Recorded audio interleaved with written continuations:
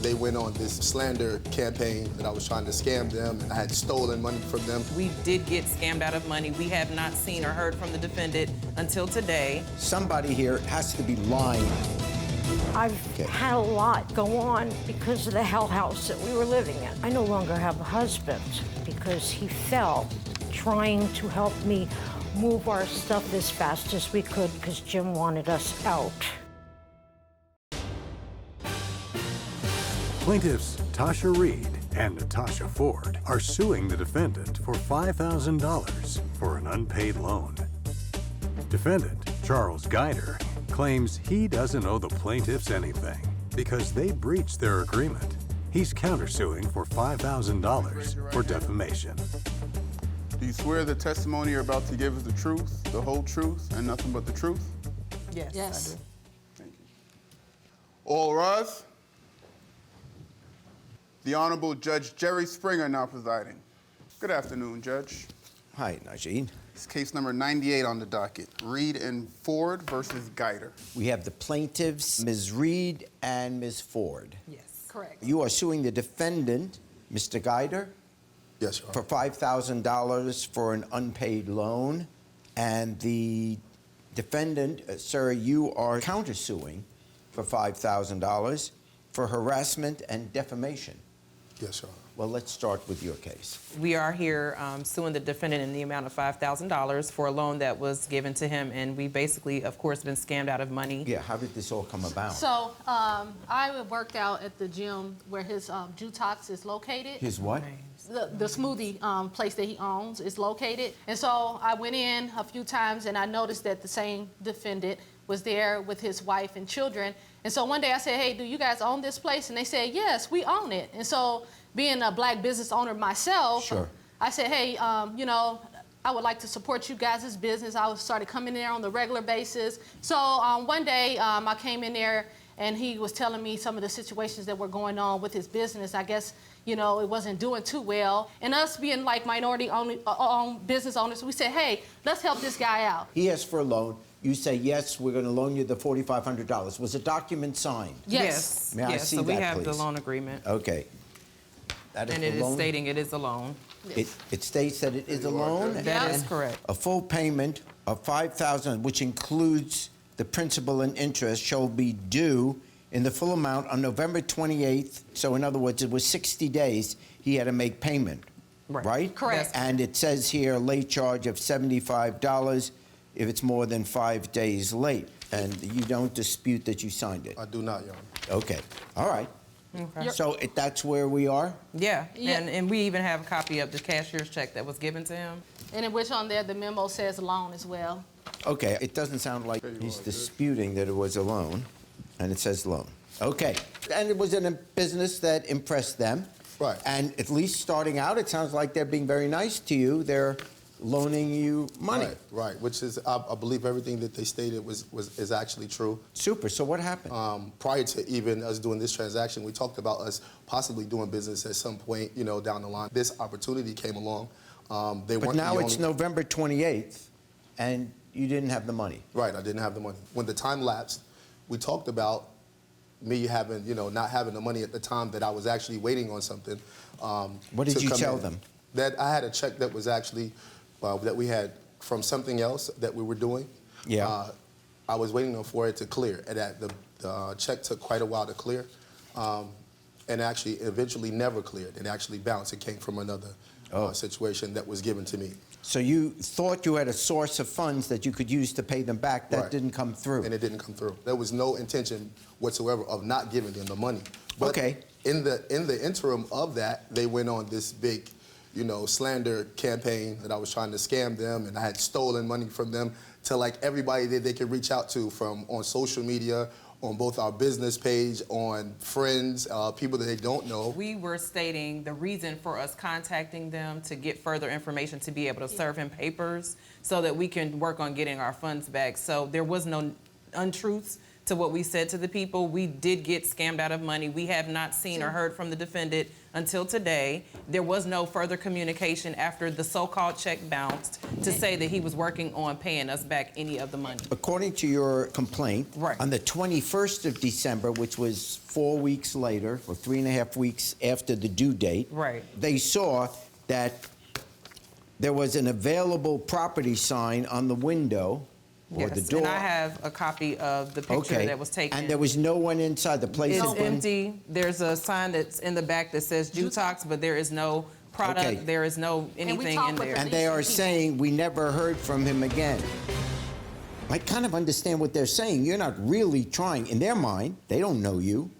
So they're thinking, this guy's not paying me back. Right, So they so put on social media, this guy's not paying us back. How can we reach him? And you put up your picture of the contract. Yes, yes, we did, because it's a legal document that he signed over this Okay, money. so that is not untrue. They haven't spoken to me since then. They were done even having any normal conversation for trying to fix the situation in the first place. No matter what we said, no matter how many texts I sent to them, the phone calls, they didn't stop with, if I called her and told her that what was going on and gave her an update, she literally, the same day as if something had changed, she would call right back. Her right, definitely, but I wasn't even upset about that. I just got upset about the fact that when she's running around saying that I stole something from her, that's in there also. That's not actually true, and that can't even be deemed as true. I stopped communicating with them because they started the whole, here, I'm going to make this legal now, and I'm also about to start slandering and defaming your name across what's what. And as far as it being closed, it hasn't been closed. I don't know where that actual So your place, you're under oath here. You're saying your place is open now. Yeah, it's been open. Okay, somebody here is, I'll be blunt, has to be lying about that because right. the place next door to you is either open or it is Now, Your Honor, not. it is back open. it's Again, back the open. picture that we So- took on the 21st of December, there was was no closed. occupancy, and we All spoke right. with the leasing company that he was under that said that he left under whatever terms he left. So and it if you're wasn't back open, you're back in business. One thing that is clear is no matter how late or what, you owe them the $4,500. Well, true. That's easy. So I'm only left to deal with a defamation countersuit that you made against them. Right. If what they're saying is limited to this situation, which is they loaned you the money, here's a picture of the contract, you didn't pay back, how do we reach this guy? We're angry at him. That comes under the area of being the truth Right, Your Honor. about what they believe. This is a legal dispute that you had. When people have legal disputes, they say all kinds of things. So I'm going to rule on the suit for the plaintiff for $4,500, and for the defamation, I'm going to dismiss that suit. Thank you, Your Honor. Thank you. Remain at this time. Okay. I'm not going to let this deter me from helping people in the future. I know this won't be the first or the last time, but at the end of the day, justice was served, and as long as the justice is served, we're going to continue to help people. They gave the plaintiff the money because they actually deserved it. We did sign the contract. So on their part, I'm glad they got their just due. On my side, he still should have seen that personally because they did go around really defaming and slandering our name. Plaintiff James Campbell claims his former tenant tore up his rental property. He's suing for $4,918 for unpaid rent and damages. Defendant Robin Monica claims the plaintiff ruined her life. She's countersuing for $5,000 for an unpaid water bill and moving fees. Do you swear the testimony you're about to give is the truth, the whole truth, and nothing but the truth? I do. Thank you. Have a seat, man. All rise. The Honorable Judge Jerry Springer now presiding. Good afternoon, Judge. Afternoon. It's case number 183 on the docket, Campbell versus Monica. Thanks, Najee. You're welcome, Judge. And welcome to the three of you. Let's see what we have here. We have the plaintiff, Mr. Campbell. You are suing your former tenant, Robin Monica? Yes. For $4,918 for property damage due to hoarding. The defendant, you are countersuing for $5,000 for an unpaid water bill and moving fees. Yes. All right. Let's hear your side of the story first. Basically, she was a tenant of mine for almost 6 years. Oh, okay. There was an ongoing problem with the stuff accumulating. Yes. But it appeared as if somebody was hoarding there. you It had was a lot of stuff. A lot of stuff. Way in too much. Back day after Thanksgiving passed, Yes. I got a call from her saying that the night before, on Thanksgiving evening, they discovered a leaking outside the house. The hot water was leaking. Yes. All right? The very next day, which is that Saturday, my sister and I went over to the house and we tried to investigate. And we agree that there was some kind of a leak because there was puddling outside and everything else. I totally believed them. Yes. But there was no way to find out where it was coming from. Okay. There was too much clutter on the deck to get close to the house there. Yes. And too much clutter inside to see any dampness on the floor. Where it would be, yeah. Right. Now, Robin had been complaining for the last few months, or inquiring, I should say, whether or not I had a bigger place for her, because that place grew too small. So I turned to her and I said, well, under the circumstances, you're looking for a bigger place anyway, and we can't work in here under the circumstances. Yeah. Now would be a good time for you to move. She apparently couldn't find a place really quick, which everybody was hoping for. Sure. And she stopped paying the rent. When did she stop paying rent? Right away. What month was that? The end of December, was it? That would have been December 1st rent she never paid. When did she leave? February 2nd, about, totally out of the house. But one of the issues you're saying is that she was there for the month of December and she was there for the month of January. Correct. Okay. As far as I'm concerned, the only action here on my behalf is after she did move out, the work that we had to do and the expenses incurred to clean Got up. it. And you'll hand that to me, and in the meantime, you can start with your side of the story. One of my problems is I no longer have a husband because he fell trying to help me move our stuff as fast as we could because Jim wanted us out. So he fell and broke his neck. He's dying in a nursing home now. How did he, if you could just explain that. He fell because Jim had this giant dumpster parked Can I in the see that? driveway, and we had a hard time carrying boxes around this full-size dumpster. So there's the dumpster that you put there. Yes, He sir. was trying to get around it, you're saying? Yes. And he fell and It was snowing, and the side of the And yard he was fell all and he- mushy from he all hit the his head, water. you're saying? Yes, And he broke hit his his head neck? hard. You can see by the spinal cord is being pinched off. Yeah. The sad part is they didn't catch that right away. So by the time he got surgery the day before Easter, he was already a vegetable. I'm sorry to hear that. So I've Okay. had a lot go on because of the hell house that we were living in. It did turn into a hell house. There were other problems with water leaks. One time I turned the hose on outside. When I came inside, I look and there's water spraying out all underneath my sink. We called Jim.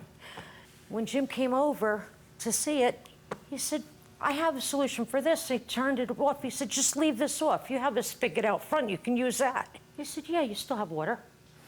I wish he had just fixed the damn pipe, which, by the way, once I got my stuff moved, he knew exactly what pipe. He went right to the wall. I was there. And he's over there patching it so that he can get another unsuspecting victim. Okay. The issue is his suit and your countersuit, because his suit has to do with damage to the property after you were gone. But let me see the damage. This is just pictures of hoarding. Those are pictures of things that we had packed up, put in bags, and stacked up in certain places in the house. People, after our first truckload, after we were gone, came into the house, which I imagine was Yes. probably Jim, rifled through bags of our belongings. What can you add to this, Yes. please? I have a daughter. This is your daughter-in-law? Yes. And you lived there as well? Yes. And what can you add to this? This is the mold that was behind the wall. When we tore the wall apart, we were in the process of fixing it. This is the mold that we found. This right here, Oh. this is my $400 mattress that I purchased. And because of the water damage to the house, all the moisture coming up through the floor had ruined my bed. Got it. It's not the same anymore. This is the water bill from the house. It is $918.30 due to the burst water pipe. And that is what you're in your countersuit. Part of it. Part of it, yes. So the damage, okay, let me be Yeah, let's clear get now. back to the damages. Here's pictures of damages. Yeah, I want to see the damages. And I also have receipts totaling over $1,700. That is not from us. That was done. Oh, the Before they microwave door? moved in. That crummy door you had on there before we moved Okay, in. they call it normal wear and tear. And if a family of 5 people is living in this admittedly small apartment with just one toilet, there is going to be wear and tear. I'm not saying you didn't suffer some damage and you're not entitled to something. Sir, I'm just saying you're throwing everything at me, and some of it is just not reasonable. For stuff that they damaged, they're responsible for beyond wear and tear, but not to make your place look really nice for the next. Right, absolutely. Okay, the major part of your countersuit is for the water bills, and then the damage that was done to your. My mattress, yes. Where are the receipts that you paid these water bills?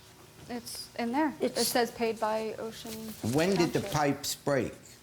In other words, Thanksgiving night, we Thanksgiving realized that. of what, of this, of 18? Of 18, Yes. yes, sir. Okay. That's when But it prior burst. to 18, The water there, bill had been I creeping understand, up. but prior to 2018, you owed quite a bit on the water bills. Yeah, I was struggling to pay them, but I did pay them. So the only thing you're entitled to be compensated for is if he didn't fix the pipes for a month or 2, and that caused high water bills, you are entitled to that. You filed the original suit. Correct. Of that $4,900, you gave me this list of what the expenses of the damages were. I looked at the items that you are seeking compensation for. I picked out those items, which I believe have to do with legitimate damage that can be placed at their doorstep, the $617 and the labor for the big dumpster you put there to clean up the stuff that was out there on the front lawn is a legitimate expense that under the terms of the lease they would have to pay for the removal of. When I add all that up, I come to $2,205. For the defendant in her countersuit, I find for the amount of $400, and that includes damage to your property, and it includes extended costs of the water bill because of the failure to fix the pipes. So for the plaintiff, I find in the sum of $2,205. For the defendant in her countersuit, I find in the sum of $400.